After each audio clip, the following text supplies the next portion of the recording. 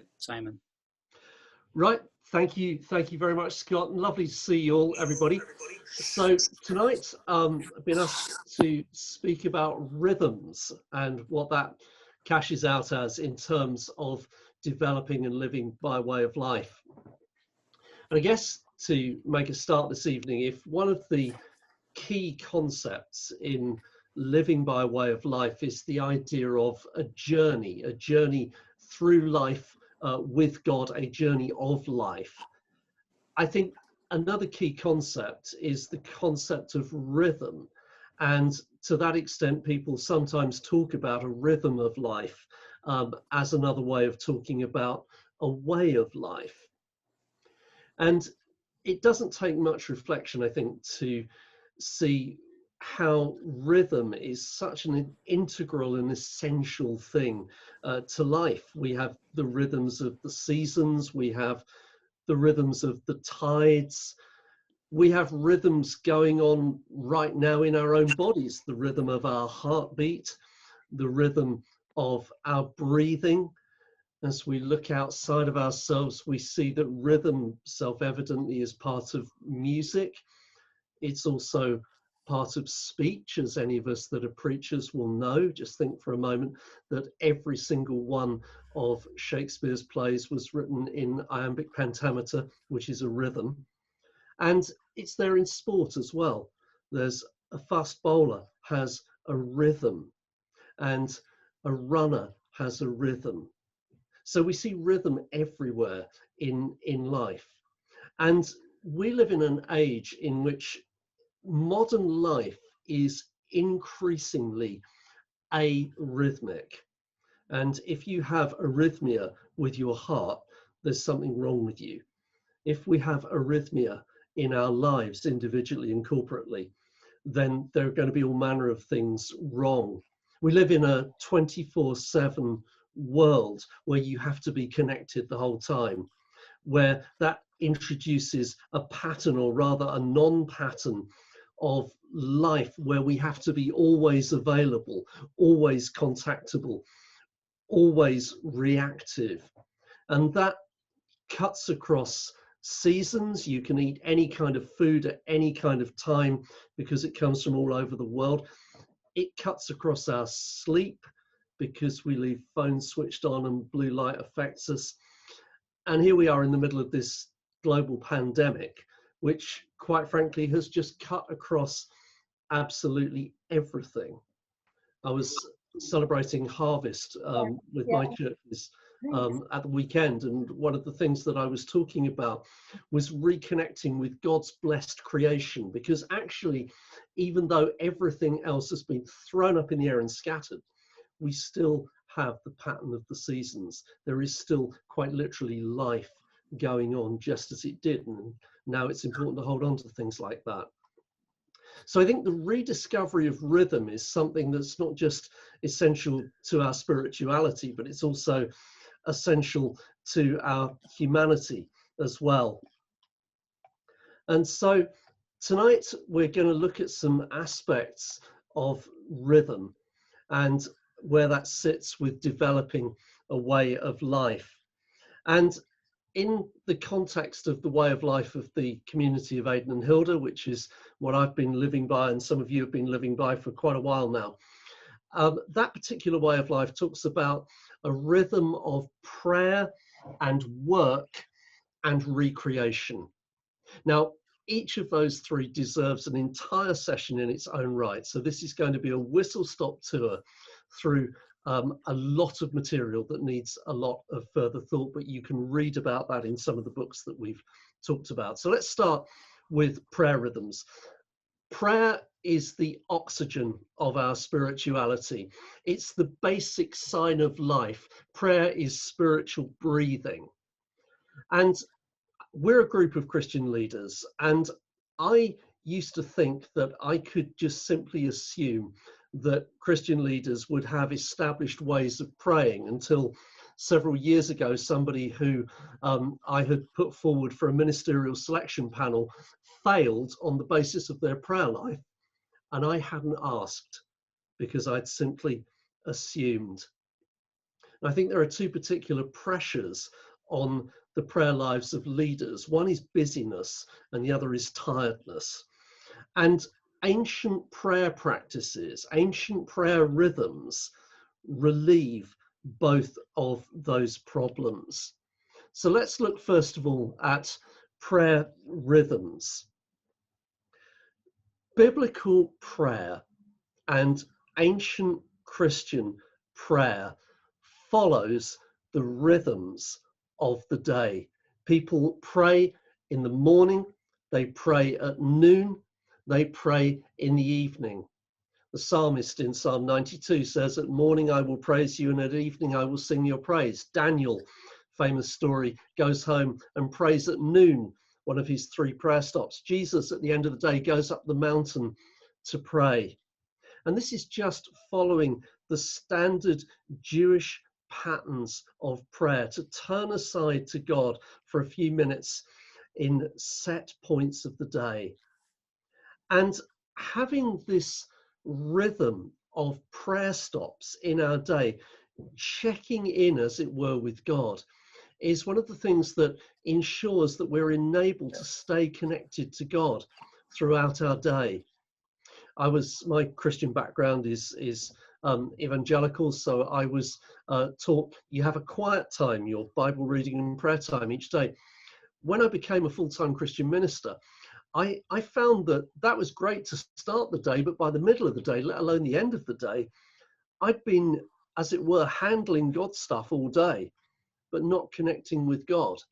And the ancient wisdom of turning aside at regular intervals throughout the day makes sure that we stay in touch. One of my favorite one-liners is, "You don't have to pray for a long time if you don't go for a long time without praying." And this enables us to do that, to stay connected with God. Second thing that we can take is prayer patterns. Now, many of us will have been told that the best way to pray is to pray spontaneously and in an extempore way. Prayer is just talking to God. Absolutely true, nothing wrong with that, and there's plenty of spontaneous extempore prayer in the Bible. But the interesting thing is, again, if we go back to how Jews prayed, how the early Christians prayed, that kind of spontaneous extempore prayer was not the foundation of it. Jewish prayer from the earliest times was founded on something called the Shema. I'm sure many of you know this. Deuteronomy 6:4. "Hear, O Israel, the Lord our God, the Lord is our God, the Lord alone. Shema Israel." And Jewish prayer was to get together at the beginning of the day and make that basic affirmation of faith. Then they would follow it up with prayers of blessing, benedictions. They would pray some of the Psalms, and then there would be the kind of intercessions that we would be used to. Now, the value of structures, the value of set words, and before you go, "You're an Anglican, you would say that," just hear me out on this, is that these things are so helpful when we are tired and when we are distracted. They give us words to say. They give us a way of connecting with God. They give us a springboard to then relaunch our own spontaneous praying, especially in the times when we find it hard. And these kinds of prayer rhythms and prayer patterns I found are so helpful in our churches, both to help other people to participate together in prayer, and also to make prayer visible in the life of the church. If you've got ways, either physically or online, to be able to get people together in a regular rhythm of prayer, it builds the prayer life of the church. So much more I could say on this, but this is just a taster, so I'm going to go straight on to the next bit. Now, normally I would deal with work as a topic and recreation as a topic, but we're on a timer tonight, and these two topics are so closely linked together. So let's start with this, that work is a gift from God. Genesis 1:28, God blessed the first humans, and God said to them, be fruitful and multiply and fill the earth and subdue it. In other words, there is a job for them to do. God's creation is not in its full development. Human beings have a role to play in the developing of what God has given them. Now, that word subdue is a very difficult word these days because we haven't just subdued creation, we've battered it into the ground. And we just need to remember that in ancient times, and up until probably the last 200 years, nature was in control and human beings were quite vulnerable, and hence that language is used. But we have got something to do. And you sometimes get those TV adverts for the lottery or something like that, and they say, win the lottery and you'll never have to work again. That's actually a curse and not a blessing. We are created in order to be creative. And so we need to think about how we're going to use that, and we need to help the people that we lead to think about that. Unemployment, as some of us will have seen close up in either personal experience or others, is a curse for so many reasons. But equally, for so many people, work is actually not the blessing that it's meant to be. Now, again, for us as a group of Christian leaders, our work is largely vocational. So some of what I'm saying here does not apply to us quite as directly as it would apply to others. But one of the things I find it very helpful to get people to think about in relation to work is to ask the question, do you work to live or do you live to work? And there's a kind of continuum there, and you try and figure out where you are on that scale. For some people, work is vocational. It's an expression of who they are. It's something that gives great fulfillment to them, using their gifts and their abilities to do something. And so it's an important expression for them. For other people, working is simply gaining money in order to be able to live and in order to be able to do other things. And in order to find satisfaction in our work and in our life, we need to know what place work has within it. But the challenge, I think, especially for us as church leaders, but also for many of our people, is not only about how we view work, but how we manage to rest as well. Now, old-fashioned Sabbatarianism was absolutely grim. I'm aware that there is a high proportion of Scots here tonight, so I probably don't need to labour that point, but I will never forget being on the island of Harris and seeing on a Sunday the local children's playground locked shut with a padlock and chain so that no children would go out and sin on the Sabbath. But I think if that kind of old style Sabbatarianism is pretty grim, the crackberry culture of the early third millennium was even worse, where we couldn't ever get away. We had to be available the whole time. Switching off is a commandment. And Jesus said that the Sabbath was made for humankind. Now, we will need to be flexible about how we apply this. I think one of the things that's always worth remembering is that a lot of the New Testament Christians were slaves, and they didn't have the option to have a day off. One of the reasons why the early Christians worshipped early in the morning or late at night was because that was actually the only way that some members of the congregation could ever be there.